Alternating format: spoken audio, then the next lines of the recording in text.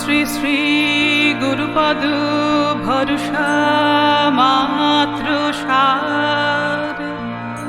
ওং শ্রী শ্রী গুরুপদ ভরসা মাত্র সার।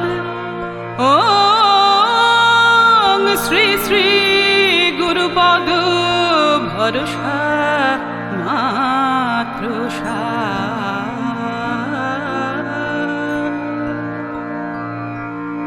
গুরুং বন্দে রসানন্দং পূর্ণানন্দং সুবিগ্রহং। গুরুং বন্দে রসানন্দং পূর্ণানন্দং সুবিগ্রহং।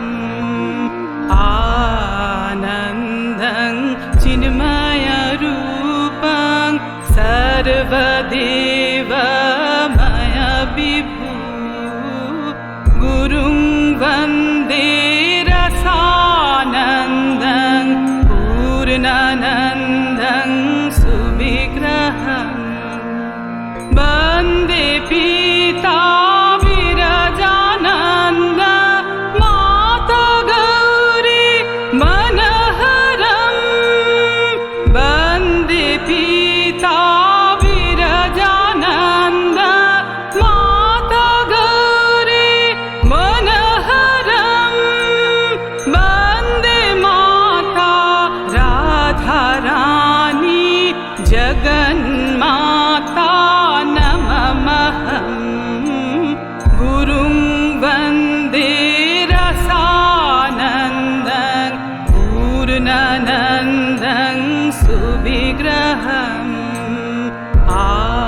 আনন্দং চিন্ময় রূপং সর্বদেবময় বিভু। গুরুং বন্দে রসানন্দং পূর্ণানন্দং সুবিগ্রহং।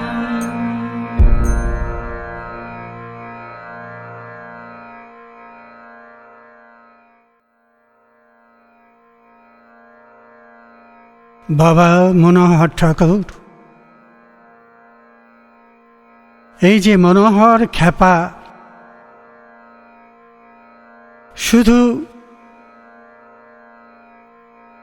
সাধনার কথা যদি বলা হয় তাহলে মনোহর খ্যাপা সাধনা সিদ্ধ পুরুষ, যিনি সাধনা করে একটা দিক দিয়ে নয় 3 থেকে 4টি দিক সাধনা করেছে।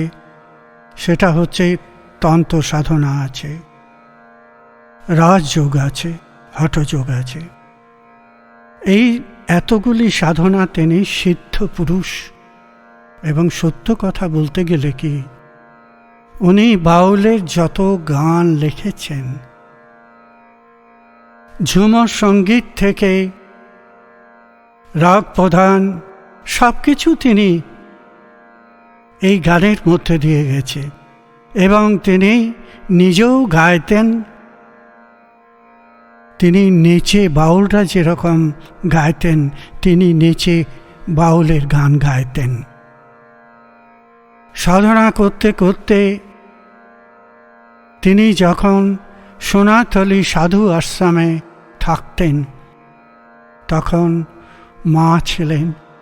মা বলেছিলেন যে একদিন মনোহর ঠাকুর হিসেবে পরিচিত হবে। আজকে আমরা সেটা দেখছি, কিন্তু আমি আমার জীবনে ছোটবেলা থেকেই বাবাকে দেখে আসছি। বাবা অনেক অনুষ্ঠান করেছে, প্রতি অনুষ্ঠানই পায়ে আমাকে ডাকতো। যখন আমি থাকতে পারতাম না তখন অন্য অন্য জায়গা থেকে বাউলদের নিয়ে আসতেন, তারা সবসময় গাইতেন। আমি ওনার সোনাতলি সাধু আশ্রমে প্রথম গেয়েছিলাম, তখন আমাকে উনি সোনার মেডেল দিয়ে আশীর্বাদ করেছিলেন। এবং তারপরেই আমার বাউলে যে সাধনা কিছু কিছু বাকি ছিল, আমার বাবার কাছে শিখেছিলাম নবনী দাস খ্যাপা বাউল। যে সব সাধনাগুলো সাধারণত নিজের ছেলেকে দেওয়া যায় না, সেই সাধনাগুলি মনোহর ঠাকুরের কাছ থেকে আমি শিখেছিলাম। এবং তিনি আমার বাবার কাছ থেকে চেয়ে নিয়েছিল যে এরকম একটি সন্তান, যে আমি তাকে গানে শুধু না, সাধনার দিক দিয়ে সব দিক দিয়ে তাকে আমি একটু পটু করতে চাই। এবং আজকে দিনে বাউল শুধু সঙ্গীত পাচ্ছেন, তাতে হচ্ছে গ্রামের যেটাকে সত্যিকারে অবহেলিত বাউল, সেই অবহেলিত বাউলকে সারা পৃথিবীময় এই ঠাকুরদের আশীর্বাদেই আজকে হয়েছে। তাহলে আমার এমন কোনো বিদ্যা বুদ্ধি নেই যে আমি এই 140টা দেশে ঘুরি, কিন্তু কিনাদের আশীর্বাদের জন্য আজকে সবটাই সফল হয়েছে।